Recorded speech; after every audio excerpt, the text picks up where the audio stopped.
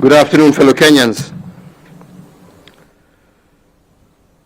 On the 27th of March this year, we announced a nationwide dawn to dusk curfew.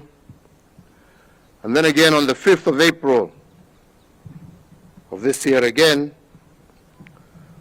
we augmented this by announcing the cessation of movement into and out of a number of counties.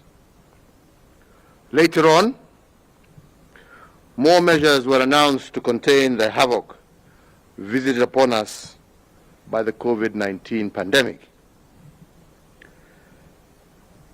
Given this trajectory and the fact that this crisis requires, unfortunately, a long-term strategy, we took time to reflect on what must be done. If we lift the cessation of movement ban, how will this help each and every one of us fight the pandemic? And indeed, if we do not, how does this ban continue to affect our economy, especially our micro business enterprises and those who derive their livelihoods from them? So, fellow Kenyans, to answer these questions, we turn to our brain trust, our experts, some of whom are standing behind us, a team made up of the finest doctors and research scientists, as well as public practitioners, and we turn to them for counsel. And it must be admitted that opinion was divided on how we are to advance against this virus. Some, myself included, wanted us to open up now. That was and is still my desire. I know we all want to open up at the earliest opportunity and get our economy going. Me more so, as Kenya, as you all know, was recently ranked the third largest economy in sub-Saharan Africa. But others held a contrary position, and they were borrowing from history, scientific modeling, and also current experiences the world over to argue against mass reopening at this stage. Therefore, with these two viewpoints on the table, we must accept that we're not dealing with a right and a wrong opinion. We are caught in between two rights. Those who want to open are right, and those opposed to opening are also right. And this clash of two rights placed us on the horns of dilemma. In the absence of scientific consensus amongst experts in the medical, research, and public sectors, I asked for some scenarios. I wanted to know the worst case scenario and the best options that are available to us in order to contain the disease without affecting the economy irreversibly. I wanted these scenarios built around raw facts, because we have decided as a country to combat this pandemic in an open and transparent manner. Fellow Kenyans, we must speak truth to each other. Had we not taken the stringent measures that we did in March of 2020, the rate of infections in Kenya would have peaked to 800,000 people by July 30th of this year. And if, as we have seen is the case, that one infected person has the potential to infect 2 people, this number would have hit 2.4 million people in 21 days. By the end of August this year, had we not taken the actions that we have taken, approximately 75,000 Kenyans would have lost their lives from this virus. But because we took interventions early, we have recorded only 2,600 infections with 83 deaths.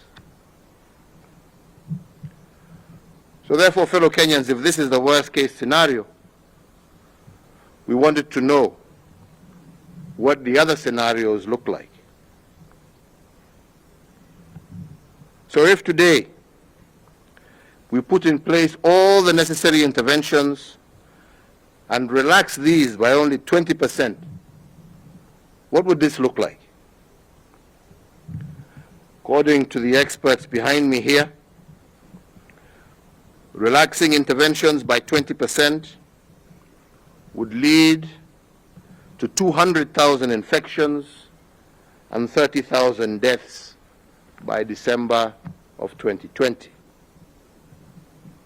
Further, if we relax the interventions by 40%, the infections will peak in November with 300,000 infections and 40,000 deaths.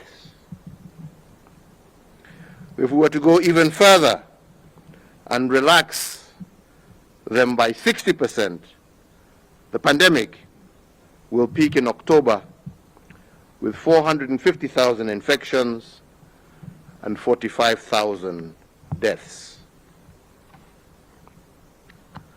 Although these projections are generated by a model, our experts have shown us hard evidence suggesting that countries which opened up without proper protocols also experienced serious waves or secondary waves of infections. Spike of infections were, for instance, experienced when religious gatherings were allowed in South Korea, Pakistan, and Malaysia. So if this is our new reality, and we face the dilemma of easing restrictions or continuing with them, the question then is, what must we do as a country? What is our irreducible minimum for reopening the country? What is the threshold below which we cannot go? Once again, according to the professionals with us here, the irreducible minimum for lifting restrictions has 3 thresholds. 1, to open up, the infections must be contained and the number of infections and deaths must be headed downwards. This is currently not the case in our country. 2, our healthcare system must be prepared sufficiently to take on a surge in infections.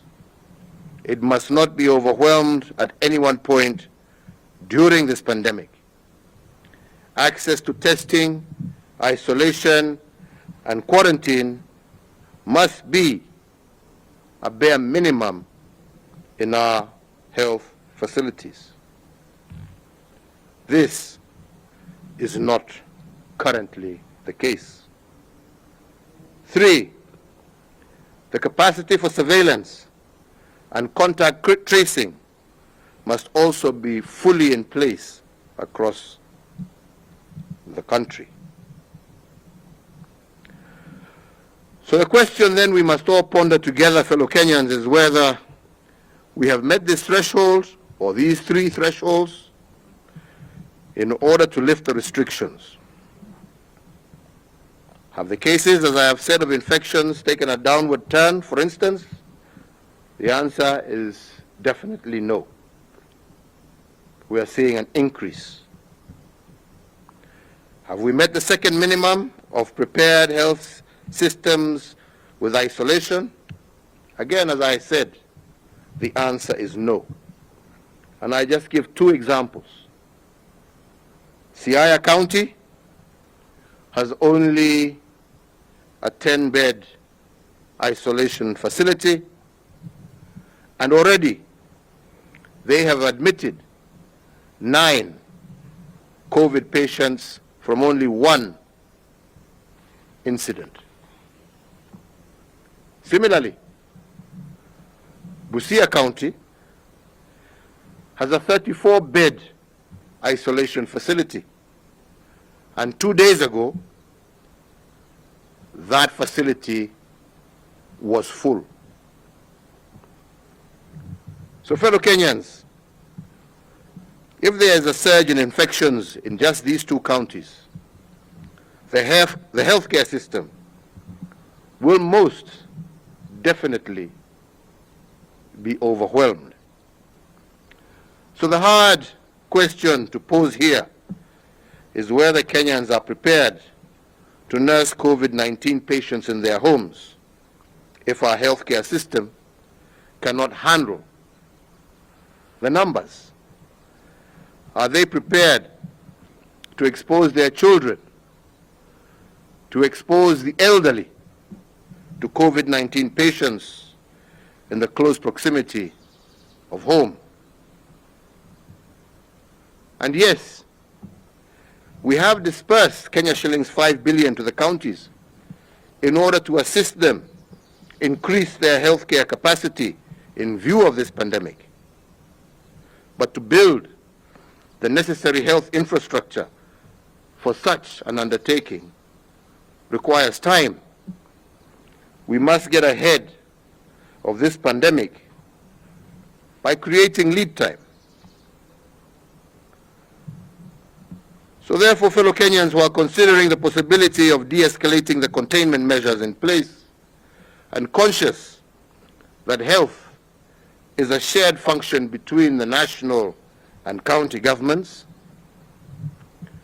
I have convened today an extraordinary session of the National and County Government Coordinating Summit on Wednesday, the 10th day of June, to consider the following salient matters.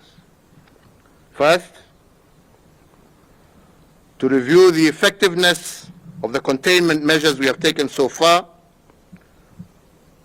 those that have been rolled out to break the chain of transmission of the coronavirus disease.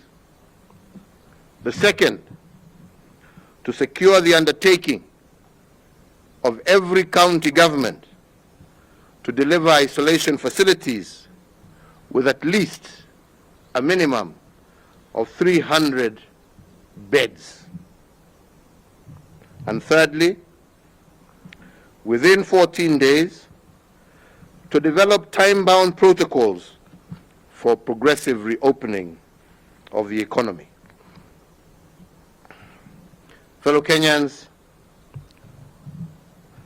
with my colleagues and having applied our minds to the different scenarios presented by our experts, I have reconciled myself to the fact that to open or not to open is not a dilemma between a right and a wrong. It is a dilemma between 2 rights.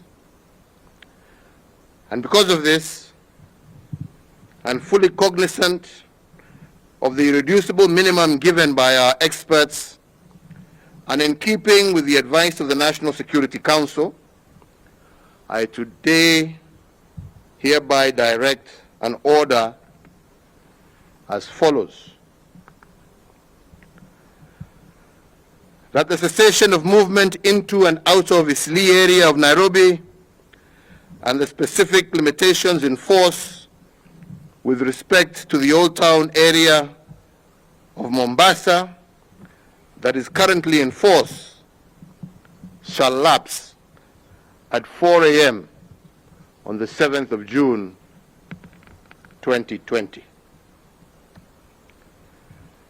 That in view of the successful containment of the disease in the counties of Kilifi and Kwale, the cessation of movement into and out of the two counties that is currently in force shall also lapse at 4 a.m. on the 7th of June, 2020. 3, that following stakeholders' consultations in the education sector, the Ministry of Education, jointly with the Ministry of Health, issue and publicize guidelines on a gradual and progressive return to normalcy in the education sector by the third term, that is, from the 1st of September 2020. Further, that the Ministry of Education shall announce the new school calendar by the middle of August. As you are aware, on Madaraka Day, I did direct that the Ministry of Interior, the Ministry of Health, hold consultations with interfaith and religious organizations. So today, we state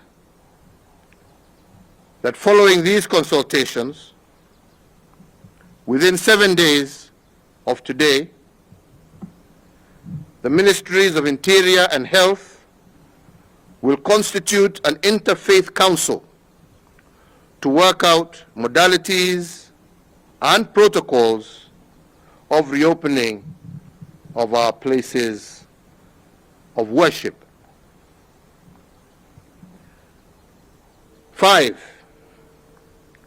that in the meantime, the ban on all forms of gatherings, including but not limited to political gatherings, social gatherings, including bars, be and is hereby extended for a further 30 days.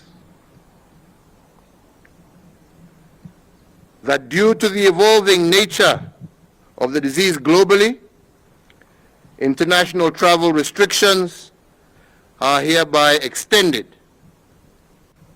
In the meantime, the Ministry of Transport is directed within 7 days from the date hereof to engage all key stakeholders and develop protocols and guide resumption of local air travel. That due to the increase in patterns of infections, the cessation of movement into and out of the Nairobi metropolitan area, Mombasa, and Mandera be further extended by 30 days. That the nationwide dusk to dawn curfew, currently in force until today, the 6th of June 2020, is extended for a further 30 days. However, the commencement time for the same shall be varied from 7 p.m. to 9 p.m., with the end time for the same being varied from 5 a.m. to 4 a.m. Therefore, effective 7th June 2020, the nationwide dusk to dawn curfew will run from 9 p.m. in the evening to 4 o'clock or 4 a.m. in the morning. This variation should enable Kenyans to have a full workday schedule. Fellow Kenyans, recognizing the negative impact of the COVID-19 is not limited to healthcare. As I have said before, my administration has made targeted interventions to protect our economy. At the onset of the pandemic, my administration injected 216 billion back into the economy through tax refunds, rebates, and waivers. In our second phase, we have further rolled out 53.7 billion under an 8-point stimulus package to reinvigorate our economy. Each week, the government is distributing approximately 300 million shillings a week to the most vulnerable members of our society, on top of Kazi Mitaani, which is also being extended to cover more counties. Also on Madaraka Day, I did announce that a further Kenya shillings 2 billion would be injected into the hospitality industry to cushion those in that industry from the effects of this pandemic, and modalities of how these resources will be shared are to be released next week, with priority given to ensuring that our workers in this sector are assisted to retain their jobs. Finally, I wish to assure each and every Kenyan that I shall do all that is necessary to limit the negative effects of COVID-19 on our people, our economy, and our way of life. Rest assured that my administration will continue to work to restore our lost livelihoods, our lost opportunities, and our lost wealth.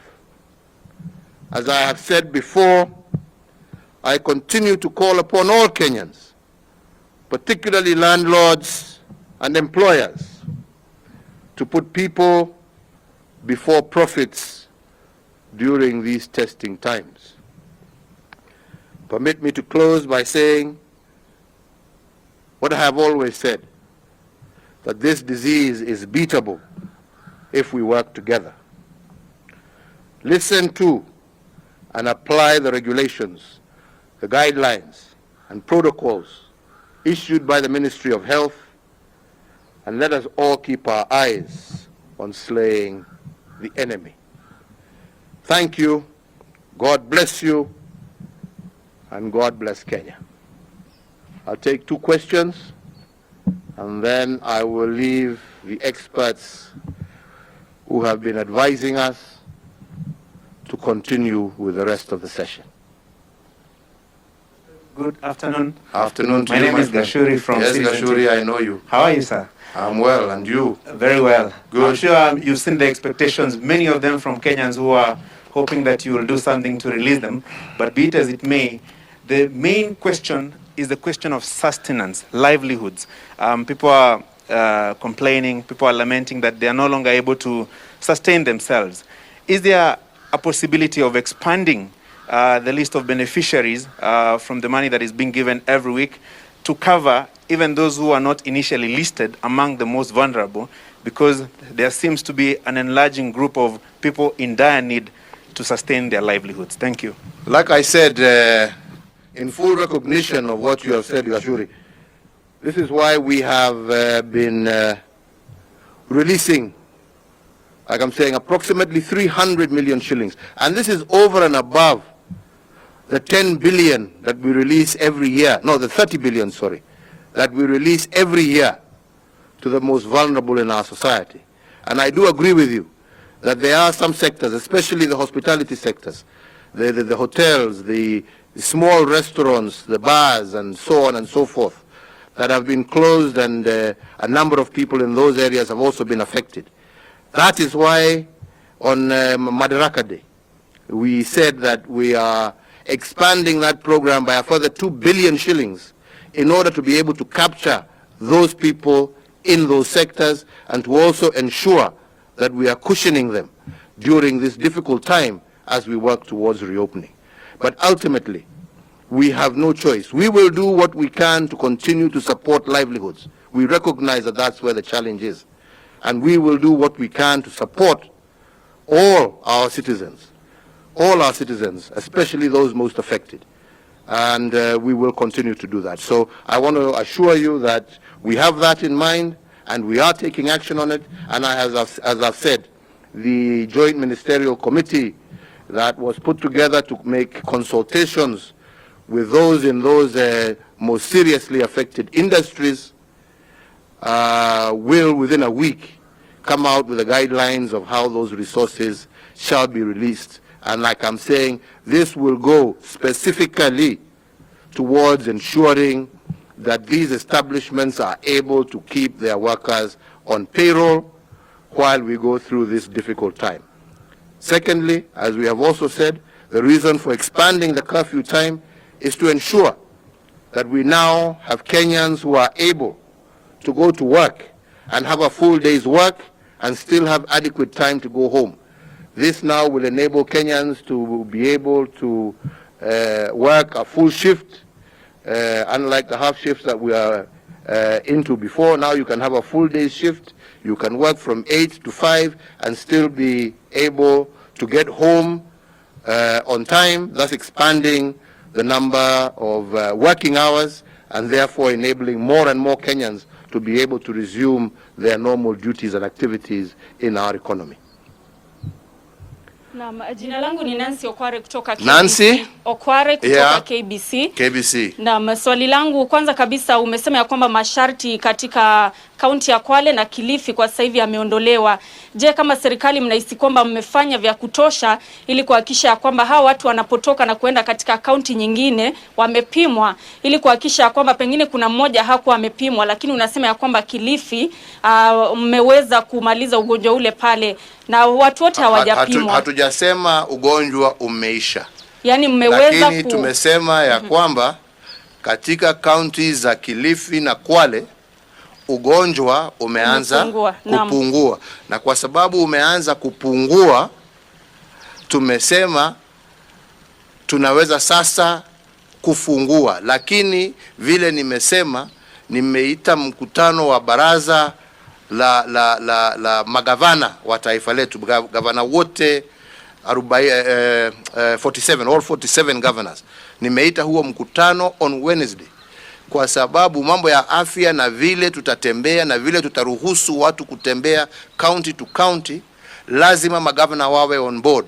Lazima waweke mikakati, kila governor kwa county yake, ile itatumiwa wakati watu wanatembea. Watapima temperature namna gani, watajua wagonjwa ni wagapi.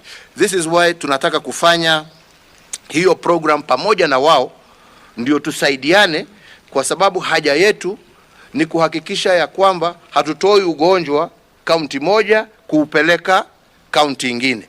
Na ndipo unasikia tukisema kama ni hapa kwetu Nairobi, sasa pale tuko hapa ugonjwa unaenda juu. Tukiufungua hapa, na hakuna inchi ambaye imefungua wakati ugonjwa unapanda. Na kwa kaunti yetu ya Nairobi sasa ugonjwa unapanda. Katika my states mbali sasa tunaona increased number of cases. Na ndipo tunasema Nairobi sio kama Kwale na Kilifi. Kwale na Kilifi ugonjwa umeanza kushuka. Hapa Nairobi unapanda. Na ndipo unaona tumefungua kule ambapo ugonjwa umeanza kuteremuka, na tumebakisha cessation kwa pahali ambapo ugonjwa bado unaendelea kwenda juu, kwa sababu hatutaki kueneza huu ugonjwa kwa kaunti zile zingine. Umesikia hapo nikisema hapo awali, tukifungua kabisa vile wengine labda wangependa tufanye. Kulikuwa tu case moja ambaye ilitoka hapa Nairobi ikaenda mpaka Siaya. Hiyo case moja imesababisha watu wengine 8 wapate ugonjwa. County ya Siaya wako na vitanda ya isolation 10 peke yake. Sasa jameni, tukifungua hivyo wengine wanataka tufanye, ugonjwa uendelee kuzidi Migori na Siaya, na hawana vitanda vya kutosha. Si hiyo ni kulazimisha wale ambao wako na ugonjwa sasa warudi manyumbani kwao? Wakirudi manyumbani kwao, hawa ni wazee wetu, wa mama wetu na watoto wetu ambao pia wataambukizwa na hizo virusi. Na ndipo tumesema tunataka huu mkutano wa Wednesday, kwa sababu tayari tumeallocate bilioni 5 kwa kaunti zetu. Tunataka tukubaliane na wao ni mikakati gani wataweka, na tunasema ukitaka kaunti tufungue, lazima uwe na a minimum capacity ya vitanda 300 zile ambazo zaweza kutumika ugonjwa ukipanda katika kaunti yako. Kwa sababu tukikataa kuweka hiyo mikakati, umesikia yale nimesema hapo, idadi ya wananchi ambao twaweza kuhatarisha maisha yao tusipoweka hii mikakati. Ambapo tunasema, nimesema sana, haja yetu sio kuumiza Wakenya. Mimi mwenyewe nilikuwa nadhania ya kwamba tutafungua hata zaidi ya yale ambaye tumefanya hapa leo, lakini ni mjinga ambaye hasikizi kutoka wataalamu wake. Wataalamu wetu wametuambia kufungua ni makosa. Wataalamu wetu wametuambia kufungua ni kuhatarisha maisha ya Wakenya. Wametuambia ya kwamba kufungua tukifikiria tuwasaidia uchumi, mwishowe ni uchumi tutakuwa tunaharibu. Wacha jameni, tusaidiane vile nimesema, vile Francis amesema hapa, tuone ni kwa njia gani tutaweza kusaidia wale ambao wameumia zaidi. Wale ambao wanaendelea kazi tutawazingatia kwa njia gani? Wale wameumia zaidi, tutafute mbinu zote ambazo tuko nazo za kuhakikisha ya kwamba tumewasaidia pahali ambapo walipo, lakini sio kuwapeleka pahali ambapo maisha yao yatakuwa hatarini. Na ndipo unasikia tukisema tumeconsult hata na wazazi, tumeconsult na walimu, tumeconsult na religious groups juu ya mashule, na wote wamekubali ya kwamba haistahili tufungue mashule yetu sasa, kwa sababu tukiyafungua, hiyo ni kama kufungulia virusi vianze kusambaa zaidi ya vile ambavyo inaendelea kwa wakati huu. Kwa hivyo, Wakenya wenzangu, tunajua ni muda mgumu. Nimeona meme mingi ambazo mumetumatuma huko, sijui ati Freedom Day, Independence Day.